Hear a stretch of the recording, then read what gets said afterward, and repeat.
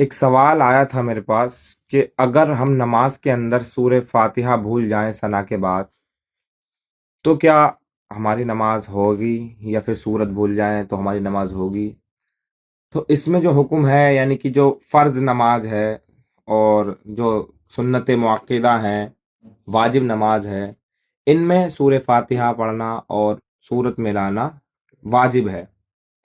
سمجھ گئے؟ یعنی کہ اگر آپ ثنا پڑھی، الحمد بھول گئے، سورت شروع کر دیا آپ نے مثال کے طور پر، اب سورت شروع کری، سورت بھی پوری ہو گئی، پھر رکوع کر لیا آپ نے. اب آپ کو رکوع میں یاد آ رہا ہے کہ ہاں میری سورہ فاتحہ رہ گئی ہے، تو آپ کھڑے ہوں گے، واپس پیچھے جائیں گے، کھڑے ہوں گے اور سورہ فاتحہ پڑھیں گے. سورہ فاتحہ پڑھنے کے بعد میں پھر سورت پڑھیں گے، پھر رکوع سجدہ کریں گے، اور آخر میں سجدہ سوئے کریں گے.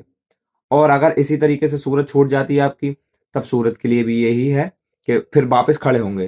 اور اگر آپ کو رکوع میں یاد آتا ہے اور آپ کھڑے نہیں ہوئے، تو پھر آپ کا سجدہ سو سے کام نہیں چلے گا، پھر آپ کو نماز دہرانی ضروری ہے. ایسے ہی کئی طریقے کے واجبات میں آپ کو بتا دیتا ہوں، چھوٹی چھوٹی چیزیں جو آپ دھیان میں رکھیں، تاکہ اگر یہ آپ کو لگے کہ ہاں ہم مطلب ہم یہ چھوٹ رہا ہے، تو ہم سجدہ سو کر کے اپنی نماز صحیح کر سکتے ہیں. کیونکہ کچھ اتنی چھوٹی باری کی چیزیں ہیں نماز کے اندر.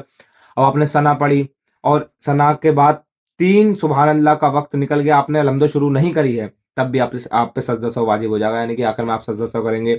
یا الحمد پڑھ دی، آپ سورت ڈھونڈ رہے ہیں کہ کون سی سورت پڑھوں، کون سی سورت پڑھوں، سورت کا کلیکشن نہیں ہو پا رہا ہے، سورت کو یاد ہی نہیں آ رہی ہے، اور اتنی دیر ہو گئی کہ اس میں 3 سبحان اللہ کہہ سکتے ہیں ہم، اتنی دیر ہو گئی، تب بھی ہم سجدہ سو کریں گے. سمجھ گئے؟